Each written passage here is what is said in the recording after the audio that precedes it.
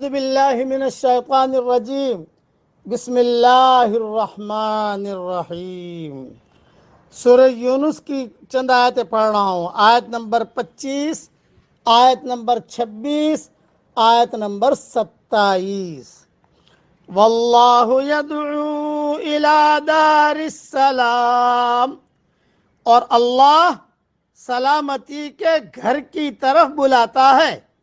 وَيَهْدِي مَن يَشَاءُ إِلَىٰ صِرَاطٍ مُسْتَقِيمٍ، اور وہ جس کو چاہتا ہے سیدھا راستہ دکھا دیتا ہے۔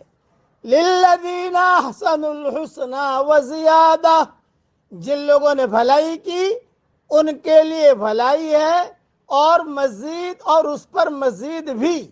وَلَا يَرْهَقُ وُجُوهَهُمْ قَتَرٌ وَلَا ذِلَّةٌ، اور ان کے چہروں پر نہ سیاہی چھائے گی اور نہ ذلت۔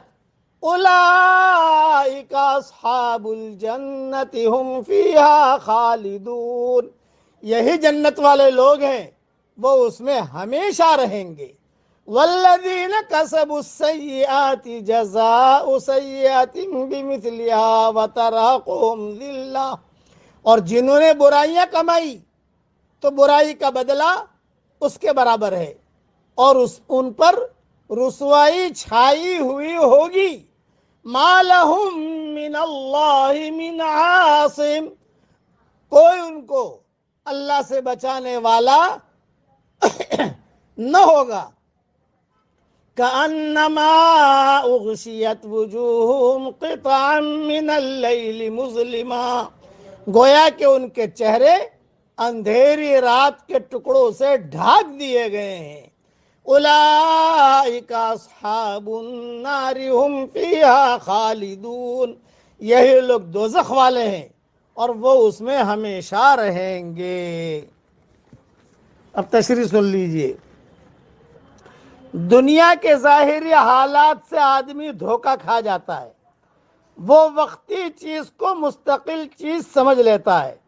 اس کا خیال یہ ہو جاتا ہے کہ خوشیوں اور راحتوں کی زندگی جو وہ چاہتا ہے وہ اس کو اسی موجودہ دنیا میں حاصل ہو سکتی ہے، مگر انسانی آرزوؤں کی دنیا دراصل آخرت میں بننے والی ہے، اور اس کو وہی شخص پائے گا جو خدا کے بتائے ہوئے طریقے کے مطابق اس کو حاصل کرنے کی کوشش کرے۔ دنیا میں آدمی بالفرض سب کچھ حاصل کر لے، تب بھی وہ اس پر قادر نہیں کہ اپنی زندگی کو دکھ اور غم سے پاک کر سکے۔ یہاں ہر خوشی کے ساتھ کوئی اندیشہ لگا ہوا ہے، یہاں کی ہر کامیابی بہت جلد کسی دکھ کی نظر ہو جاتی ہے۔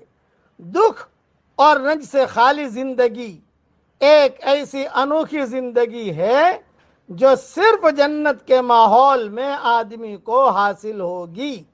جو لوگ اس راز کو پالیں وہی وہ لوگ ہیں جو جنت کا راستہ اختیار کریں گے اور بالآخر خدا کی ابدی جنتوں میں پہنچیں گے۔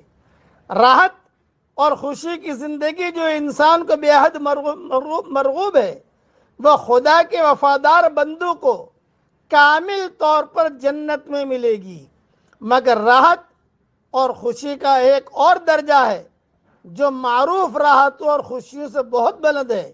یہ مالک کائنات کا دیدار ہے جو اہل جنت کو خصوصی طور پر حاصل ہوگا۔